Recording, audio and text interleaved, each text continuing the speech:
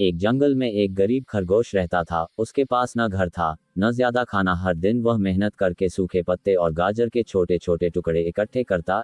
एक दिन तेज बारिश आई और उसका छोटा सा घोंसला टूट गया।